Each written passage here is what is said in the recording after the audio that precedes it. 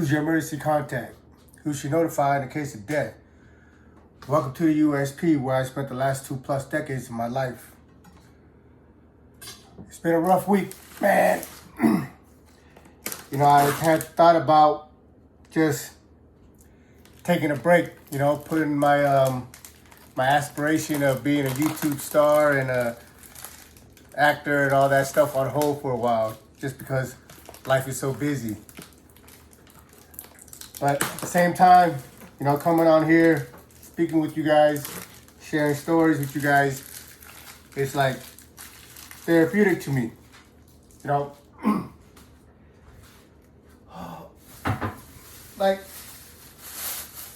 When you process things, you just have to speak it out loud, sometimes. And it's easier to talk to a bunch of strangers, people that you don't know or anything, and not be so self-conscious about it, as opposed to trying to confide in, one of your homies or something like that. Or, but either way, for me, it's just, it benefits me. It helps me psychologically, helps me process things. So, get on with the event of this week. My wife, as you guys know, she waited for me for 17 years, right? Well, maybe it's too loud, huh? But in that time that she waited for me, she had a doggie named Sophie. She's like a chihuahua, little chihuahua. And on Monday, her dog passed away. I tell the stories of, how the things I went through in there, and maybe some of the emotional scars or psychological effects that it had on me from being incarcerated. But the story that's not really told out here is the people out here that's waiting for you. And my wife went through a lot. She fought an immune deficiency disease. In 2019, she was diagnosed with cancer. And through the grace of God, she beat all of them and was able to be here for me when I came home. And through that whole time, her one constant companion was Sophie, her dog. So,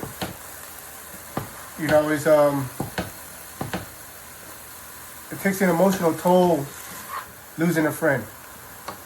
Whether that's an animal or a human being, if you care about somebody, you care about something and you lose it, it's heartbreaking. And then this morning, I told you guys I have 9 puppies that were born on January 3rd. But this morning, one of the girl puppies, she didn't make it. So it's just compounding everything, and like I said in the beginning of the video, it was just like, it was getting to be a little too much emotionally and, just life, that I just was thinking about just, taking a break from everything, but but that's not enough. The story I'm going to share with you today was about an ex-girl of mine. Her name was Tina. I can't pronounce her real name, but her last name is Chantavong, and her family. And on what's today? Today's Thursday. So on Tuesday, I got a phone call from one of my homeboys that her little brother, Pitt, had passed away.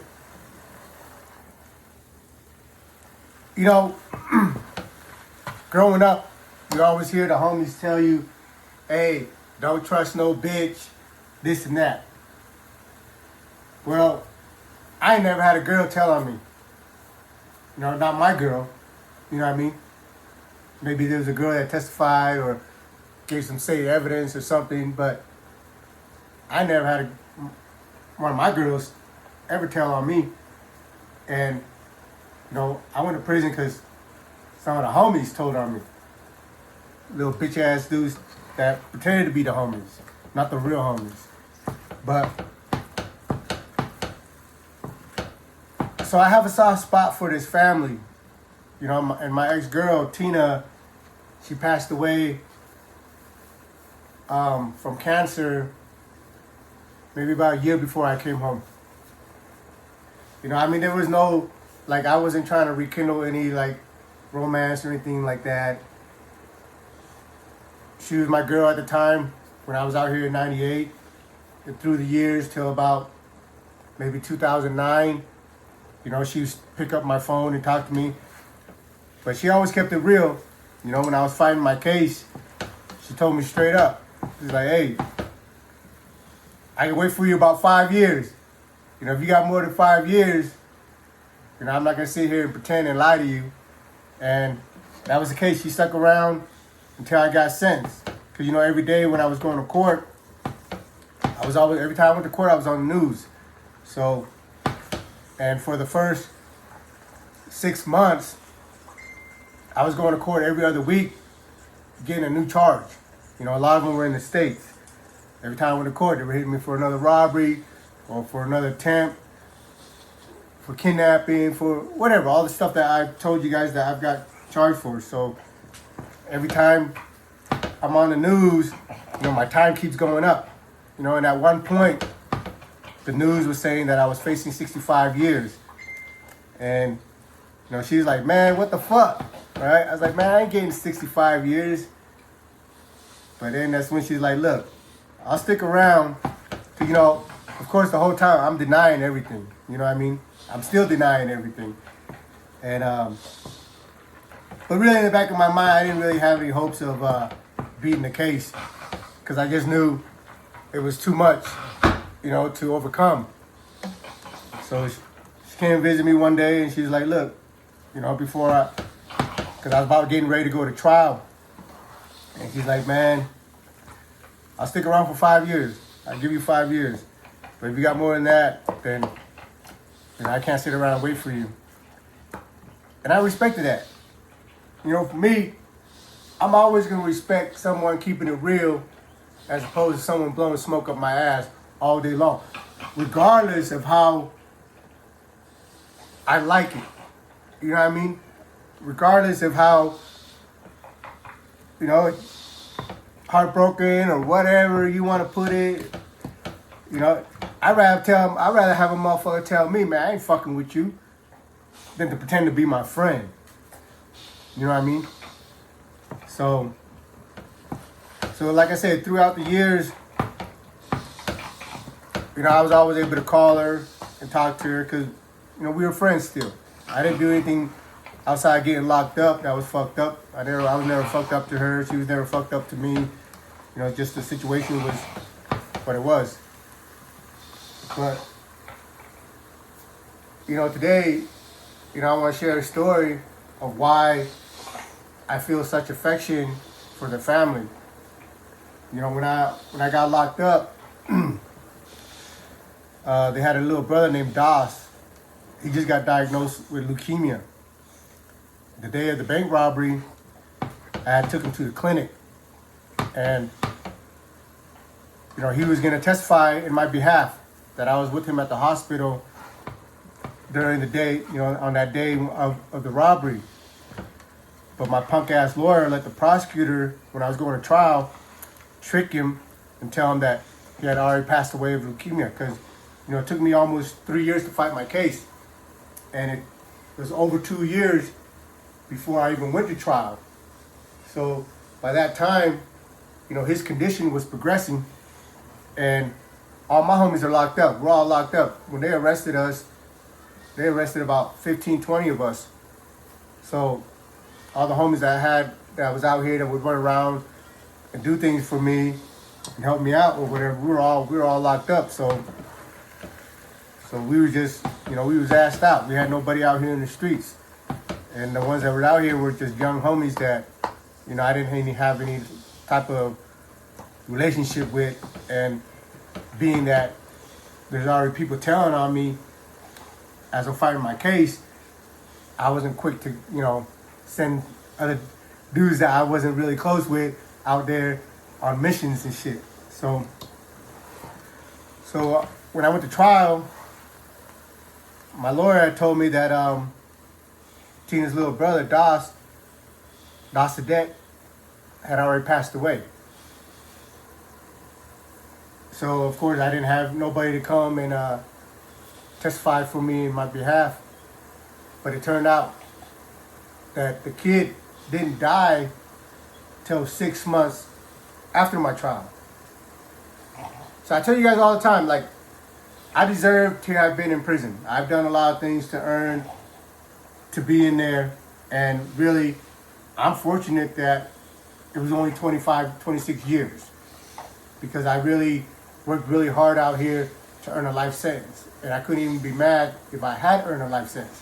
As a matter of fact, a lot of homies out here, they were surprised when they found out I was coming home, because they really thought I had a life sentence because of all the things that I was out here doing. And some of them, wish I had a life sentence, right? We'll leave that for another day. But, during the time I got arrested, that's my girl at the time. So, and she was one of those ride or die chicks, dog. She was one of them gangster chick. She was down out here. She was doing her thing. And so when the FBI kicked in their door and raided their house, they sweated them. They sweated the whole family. Her sister Noy, her brother Pitt, and the young brother that had leukemia. And none of them told on me. They knew some of the things that I was doing out here. There was a time I was at the house, with the bag. You know what I mean? They helping me put it together. So they knew I was out here. They knew the things that I was doing out here. But when the feds kicked in their door, and he was only a kid, Pitt, the one that just passed away a couple days ago, he was like 16, 17 years old. He wasn't in that gang life, but he knew not to tell on me. You know what I mean?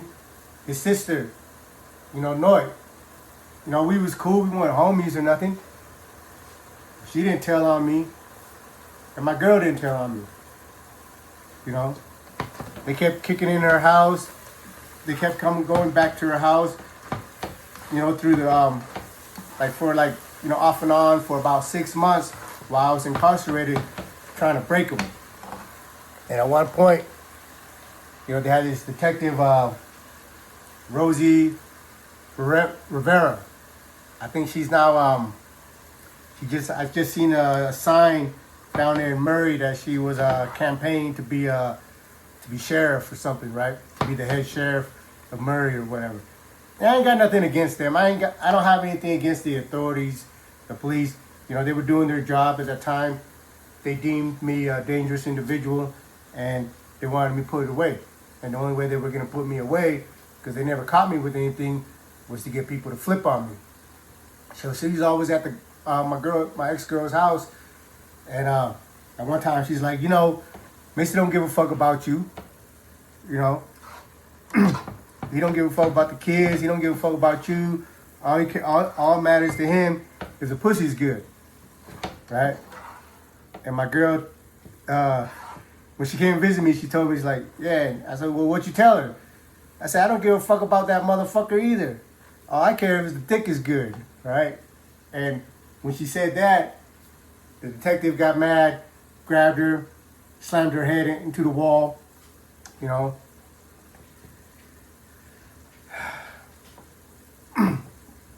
But there's solid people out there. They don't gotta be in that gang life. They don't gotta be out in the streets. They don't even gotta be doing wrong. They just know their morals. They just know their ethics. They just know this ain't got nothing to do with me. Why the hell I'm gonna go tell on a friend for it and get him locked up? But a lot of these gangsters out here, that's out here doing shit, that's out here that's bought into the code, a lot of these motherfuckers, they're cowards, selfish cowards, meaning that, you know, when you see them, you know, the persona, the perception, yeah, they down, they gangsters, but when they get in that box, they're trying to save their fucking ass. And some of them just do it just to do it, right? Like, you know, I'm not allowed to share this, you know, at this moment, but I got a recording on a call that one of the homies I fuck with that got on this dude that's supposed to be a gangster, right? This is a copy of the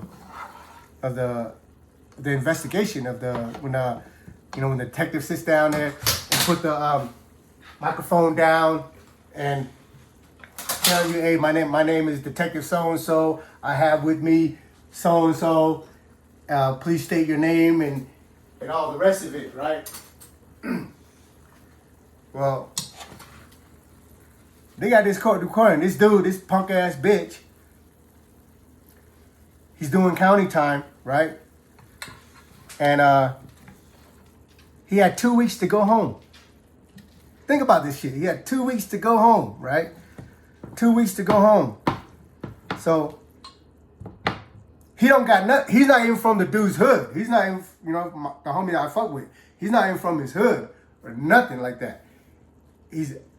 Matter of fact, he's an opposition, right? So he got 2 weeks before he goes home. He calls the detective up and he tells him, hey, I know something about a body. Now, I'm listening to this on the recording that the homie showed me. So he sits down. Like I said, I can't, you know, mention his name or anything at the moment because, you know, there's other things involved. But so he sits down and he's like, hey, I know about a body. And the detective is like, well, you know, because they gotta put down the MO. Like, why are you doing it? You know what I mean? Are you doing it to try to get out of a case? You know, for whatever. So he's like, I mean, why are you coming to me with this information? He's like, well, I changed my life, you know? I found God and Jesus, and I'm just not cool with all these things that's going on that I know about. You know, I'm listening to it, I'm like, you know, it baffles me. So he proceeds to go and tell the detective about a dude that he knows that did this, that body these dudes. And this dude's a known gangster. He's still out there running around with his homies, right? Thinking people don't know. But for no other reason than to, I mean, look, at the end of the day, homie, I don't care if you tell on a motherfucker from Mars. Telling is telling. And, you know, I'm not, you know, there's been things that, you know, my opposition done rolled up on me and whatever. I don't speak on that shit, right? Because it's got nothing to do with the police. That's our beef. You know, locking up your opposition by going to the police, that's almost worse than telling on your homie. I mean, telling is all bad, right? It's all bad. But you're just a bitch in that, you know, when it comes to that, because you're saying you can't handle the heat. You're saying this motherfucker out here is too much for me. I got to put him away, but I don't want to run up on him because I'm scared. So I'm going to go get the police. You know, that's what happened to me. You know, dudes out here was scared. So every time the police pulled them over, they were dropping my name. And And you know, I'm not in that life anymore, but you know, this being a USP story, I'm just trying to share you guys the mentality of these dudes out here. Like I said, they got the lingo down, they got the walk, you know, they got the look, but in their heart, the cowards, man, and they're faking. And you know, that's why, I got a lot of love for the Chatavones. That's my ex-girl's last name. Even her mom, you know, when they kicked in the door, her mom was there. They interrogated her mom. Her mom said, I know nothing. I don't know what the fuck you talking about. I know nothing. You know, the whole family kept it solid.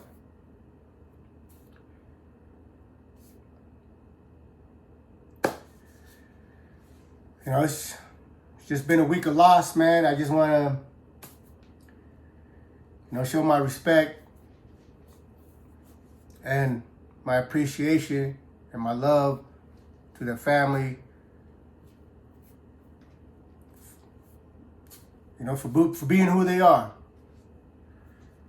You know, they're a lot more gangster than some of these fucking buses out here. Welcome to the USP.